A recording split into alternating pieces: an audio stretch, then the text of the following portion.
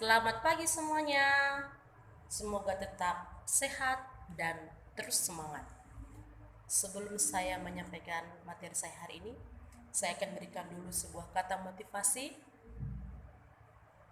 Belajarlah mengucap syukur di dalam segala hal.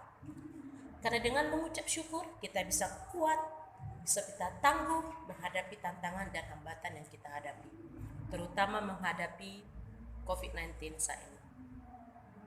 Pada pembelajaran sebelumnya, kita telah belajar tentang teori masuknya agama Hindu-Buddha ke Indonesia, yaitu ada 4 teori. Masih ingat kan? 1 teori Brahmana, teori Ksatria, teori Waisa, dan teori arus balik. Nah, sekarang kita akan belajar tentang pengaruh Hindu-Buddha di Indonesia. Ada yang tahu apa pengaruhnya? Nah, langsung aja ya. Pengaruh Hindu-Buddha di Indonesia ada 5 bidang. Yang pertama, di bidang pemerintahan. Di bidang pemerintahan, ini dapat kita lihat dalam lahirnya kerajaan-kerajaan, di mana pada masa praaksara, sebelum manusia mengatur lisan, manusia hidup secara berkelompok dan dipimpin oleh kepala suku. Tetapi setelah masuknya Hindu-Buddha, di masa sejarah, mereka telah hidup dipimpin oleh raja-raja. Yang kedua, di bidang sosial. Di bidang sosial, bisa kita lihat yaitu pengaruh adanya kasta. Tahu kasta apa, nak? Kasta adalah pengelompokan kelompok-kelompok dalam masyarakat. Kasta di dalam agama Hindu, bukan dalam agama Buddha. Kasta terdiri dari 4. Yang pertama, dimulai yang paling tinggi, yaitu kasta Brahmana, merupakan golongan pendeta. Yang kedua, kasta Ksatria, yaitu prajurit dan bangsawan. Yang ketiga, kasta Waisa, yaitu para pedagang. Dan yang keempat, kasta Sudra, yaitu rakyat jelata. Apa yang membedakan dari keempat ini adalah membedakannya hak. Setiap kasta memiliki perlakuan dalam hak, seperti hak pewarisan harta, hak memberi sanksi, hak kedudukan dalam pemerintahan. Yang ketiga, di bidang ekonomi.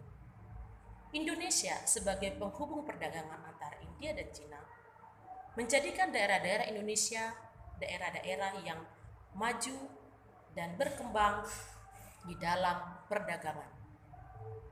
Pusat-pusat perdagangan Indonesia itu melahirkan kerajaan-kerajaan, sehingga Indonesia memiliki potensi perkembangan perdagangan yang pesat.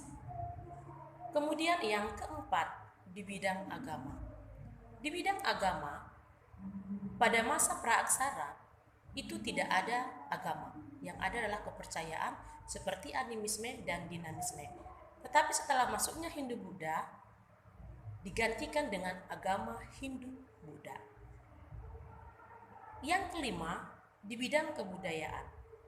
Di bidang kebudayaan, bisa kita lihat dalam seni bangunan, seni ukir, dan seni aksara. Nah, seni bangunan itu bisa kita seperti pembangunan candi.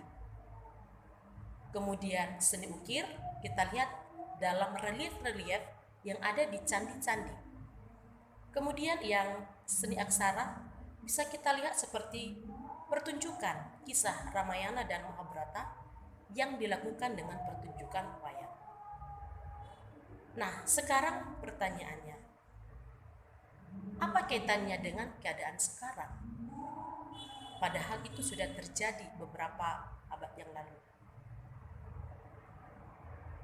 Pengaruhnya di sekarang adalah ternyata hubungan dagang antar negara itu bukan hanya baru dilakukan pada saat sekarang ini, tapi juga jauh pada masa awal sejarah dimulai. Nah, di tengah pandemi COVID-19 ini, kita tahu bahwa bidang ekonomi, bidang kebudayaan, dan pariwisata itu sangat tergoncang.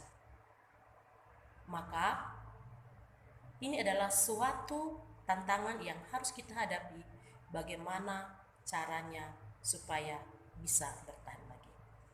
Oleh karena itu anak-anak ibu, tugasnya hari ini adalah antara ekonomi dan kebudayaan dan pariwisata